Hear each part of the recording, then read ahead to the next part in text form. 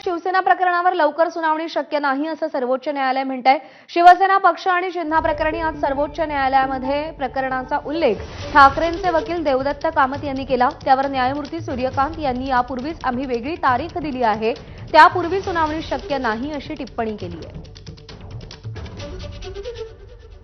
सोमेश कोलगे आपल्याला अधिक अपडेट देईल। सोमेश, काय म्हटलंय सर्वोच्च न्यायालयाने या सुनावणी संदर्भात?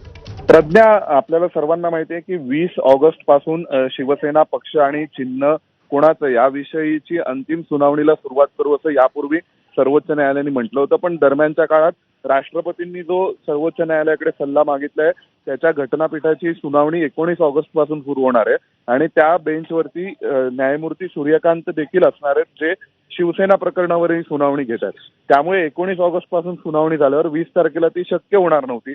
त्या अनुषंगाने उद्धव ठाकरेंच्या वकिलांनी आज हे प्रकरण सर्वोच्च न्यायालयात मेन्शन केलं देवदत्त कामत यांनी, आणि त्यावर सुप्रीम कोर्टाने असं म्हटलं की प्रायर हिअरिंग घेणं शक्य नाहीये। आम्ही यापूर्वीच 20 तारखेला जी प्रकरणं आहेत ती वेगळ्या तारखेला शिफ्ट केलेली आहेत आणि त्यावेळी त्या प्रकरणावर सुनावणी होईल।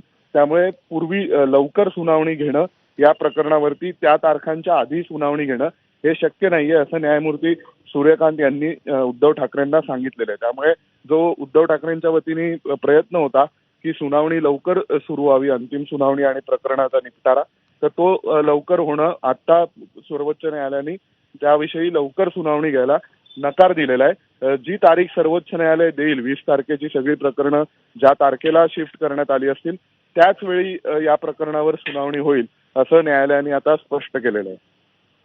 सोमेश, धन्यवाद दिलेल्या सगळ्या सविस्तर अपडेटसाठी।